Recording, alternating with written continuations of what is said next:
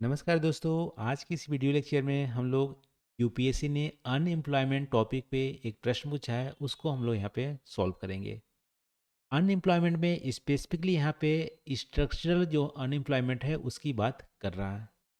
तो सबसे पहले क्वेश्चन में पूछ रहा है कि जो हमारा इंडिया में अनएम्प्लॉयमेंट है या बेरोजगारी है वो हमारे स्ट्रक्चरल इन नेचर है, ठीक है, प्रकृति में संरचनात्मक है।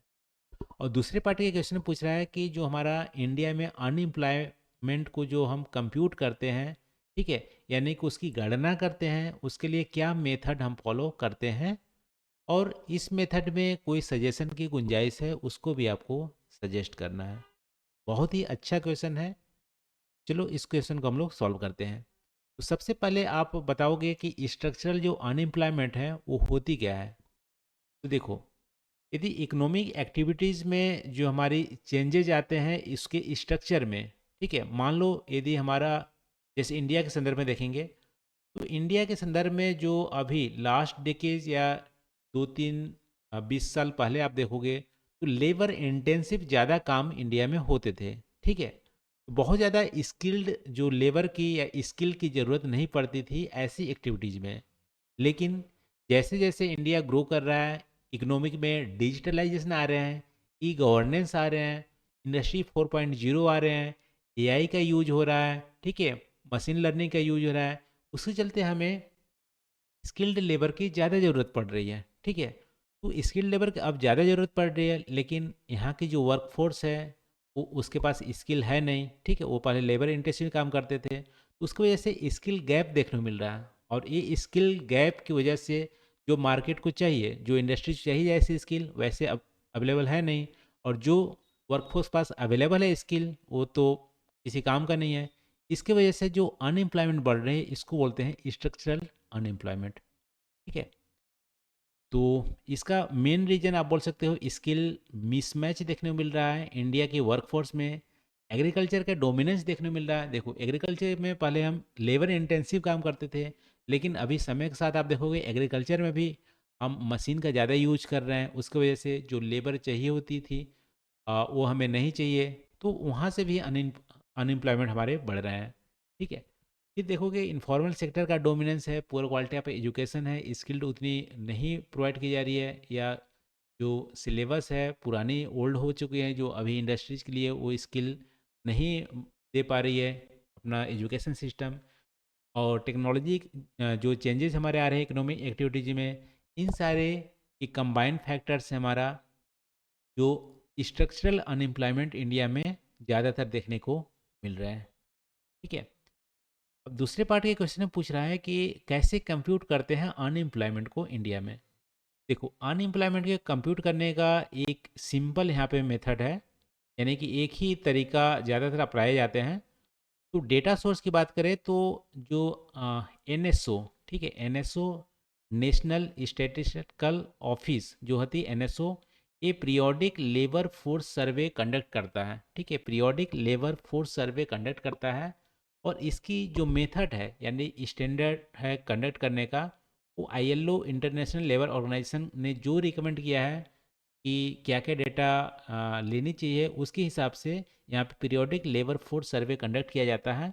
और इसके बेसिस पे अनएम्प्लॉयमेंट को बताया जाता है कितनी अनएम्प्लॉयमेंट है इंडिया में, ठीक है। तो सैम्पलिंग मेथड की बात करें, देखो डेटा सोर्स तो हमारा हो गया पीएलएफएस, ठीक है, जो एनएफओ एनएसओ कराता है।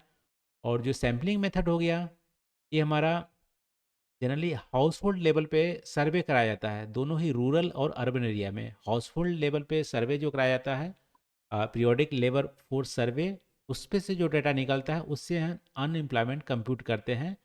और जो डेटा लेते हैं वो हमारा 15 से ज़्यादा जिसकी एज ग्रुप है, जनरली 15 से 60 के बीच में जो लोग हैं, उनको यहाँ पे वर्कफोर्स में काउंट किया जाता है और उनकी डेटा ली जाती है। और यहाँ पे अनएम्प्लॉयमेंट रेट निकाला जाता है, लास्ट में देखा जाता है यहाँ पे टोटल लेबर फोर्स कितनी है और कितने अनएम्प्लॉयमेंट है, ठीक है।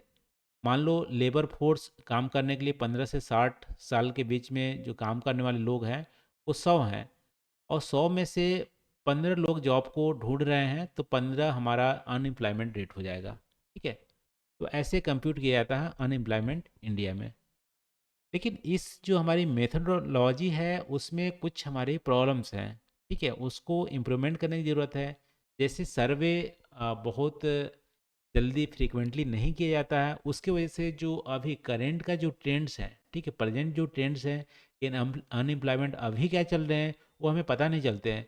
क्योंकि जो एनएसओ का जो सर्वे है वो आ, हो सकता है साल में एक बार कंप्यूट किए जाते हो, ठीक है।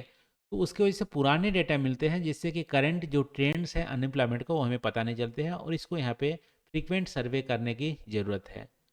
अब फ्रीक्वेंट सर्वे करने की ज़रूरत है तो आप बोलोगे कि इतनी जल्दी कैसे कर सकते हैं, हमारे पास टेक्नोलॉजी बहुत एडवांस हो गई है, ठीक है। मोबाइल एप्लीकेशन के जरिए या अदर डिजिटल प्लेटफॉर्म के जरिए हमें रियल टाइम डेटा निकालना पड़ेगा यहाँ पे कि अनएम्प्लॉयमेंट की अभी रियल टाइम डेटा क्या है, ठीक है।